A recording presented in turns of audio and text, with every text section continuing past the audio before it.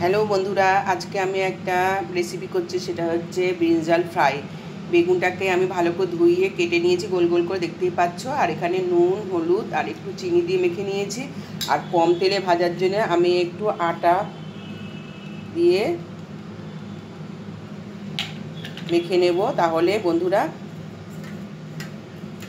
খুব কম তেলে আমার ভাজাটা হবে। আজকে এই বেগুন ফ্রাই করছি, এটাই আজকে রেসিপি। তোমরা যেখান থেকে আমার এই ভিডিওটা দেখবে, রেসিপিটা দেখবে, তোমাদের সবাইকে স্বাগত, অনেক অনেক ভালোবাসা বন্ধুরা। শুভ দুপুর। আর এখানে দেখো আমি তেল দিয়ে দিয়েছি।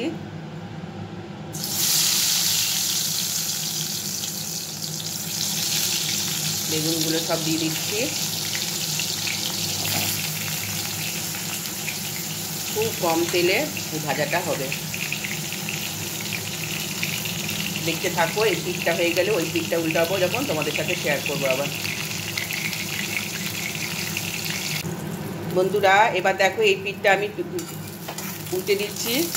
খুব কম তেলেই ভাজাটা হচ্ছে। দেখো, এই দেখো এক পিঠটা হয়ে গেছে। তোমরা দেখতেই পেয়েছিলে আমি কতটুকু তেল দিয়েছিলাম। আজকাল বেগুন ভাজতে খুব তেল লাগে। তোমরা যদি একটু আটা মিশিয়ে নাও তাহলে দেখবে তেলটা খুবই কম লাগবে।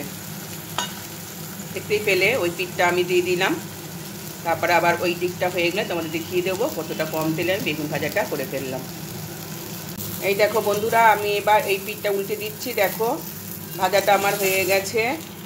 তোমরা কে কে ভালোবাসো বলো বেগুন ভাজা।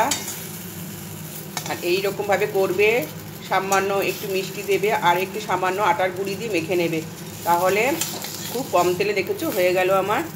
এই দেখো আমি এখানে তুলে নিচ্ছি। আমার ভাজাটা হয়ে গেছে।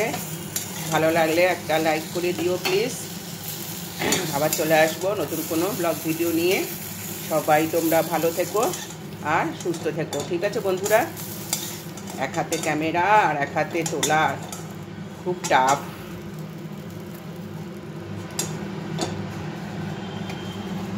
হয়ে গেল বন্ধুরা।